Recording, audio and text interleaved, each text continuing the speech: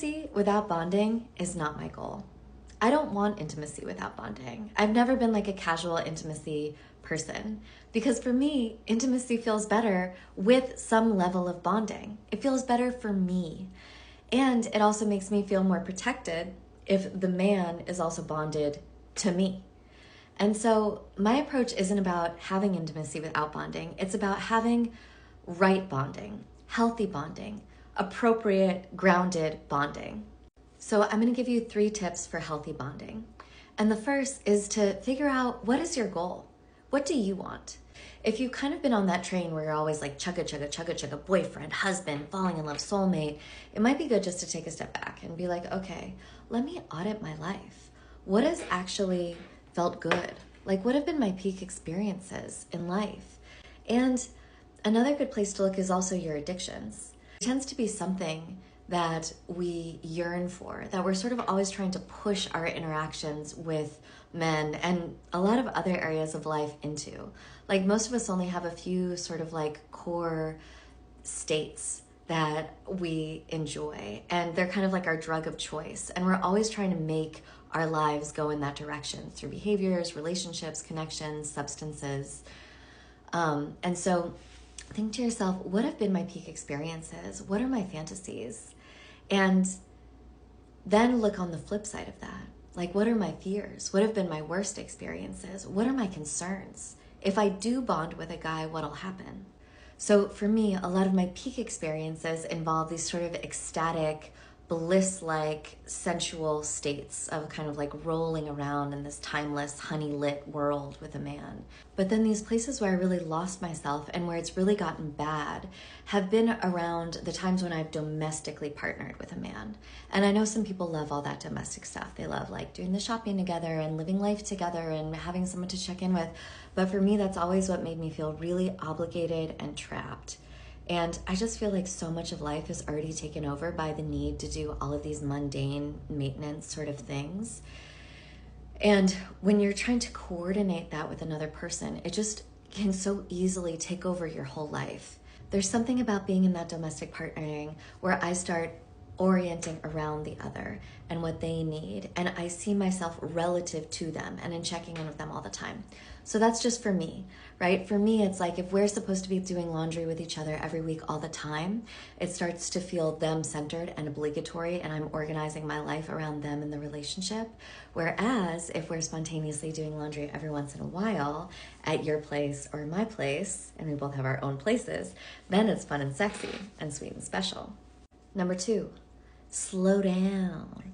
Slow down. In general, I think it's good to slow down a man. I think it's good to slow him down sexually. Like, I am a grown woman. I'm almost 40 years old, and I will end a first date with a hug or a kiss on the cheek. On God. Because I think all the information that you need is in that hug. Is there charge? Is there chemistry? What happens in your body when you're hugging him? How does he respond to only getting a hug at the end of the night?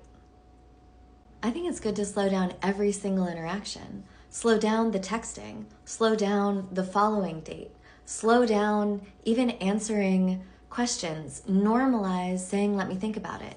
Normalize saying, let me feel into that. Normalize taking long pauses before answering. Everything that you're doing to slow yourself down, one, it pauses the automaticity of that reaction. And most of those reactions are probably just going to be male-centered in like this fawn mode, or in this trying to get him to like you mode, or in this just like, let me contribute to what's happening because it's good when things happen mode. Give yourself all that time to check in. Give yourself all that time to maybe get some space from him, or even when you're in front of him, just start asking, what do I feel? What do I feel? What do I feel? Also, the more slow you can get, the more you can get off the script. Everyone's got a little escalator in their mind.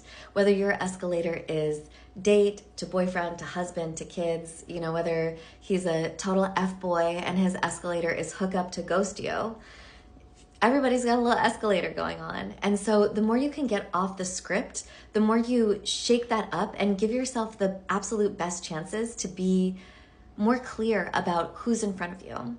This is why I'm such a big fan of inviting people to events and to group things. I think it's really useful when you're first getting to know a guy to see him in a lot of different contexts, to get him out of just you and him in your own little world across the table together. See how he interacts with your friends, in a situation where there's more coming at him than just you and maybe the waiter. Anyone can be nice to the waiter, right? They know to be nice to the waiter. But when you go into like a Palestine solidarity protest or a friend's birthday party or a group float down the river or something like that, you're getting to see how he responds with all these different stimulus, and you get so much more information both about who he is and about how you feel about him. This gives you insight into the bond that's actually there. And lastly, number 3, accept the limerence. Maybe even enjoy the limerence. There are millennia of sociobiology behind your drive to get obsessed and hyper-focused and completely head over heels for this guy. That's just what's going to happen. You're on drugs. You're on some of the most powerful internal pharmaceutical drugs known to humankind. And that's just the way it is. And there's a big difference between someone who knows that they're having paranoid thoughts and someone who's like, they're after me. Like, there's a big difference between someone who knows, like, I'm in the new relationship energy versus someone who's like, oh my God, I just met the one. And maybe you did just meet the one. But I think it's useful just to recognize that this is what it is. You're high and you kind of can enjoy it, but you also need to force yourself to stay grounded in other areas. Force yourself to think about other things. Force yourself to see your friends, to participate in different activities. Maybe even keep dating other people. The definition of addiction is you start to only get your pleasure from one thing. So you have to keep your portals of pleasure to other things open. And don't forget to think about things other than him sometimes when you self-pleasure.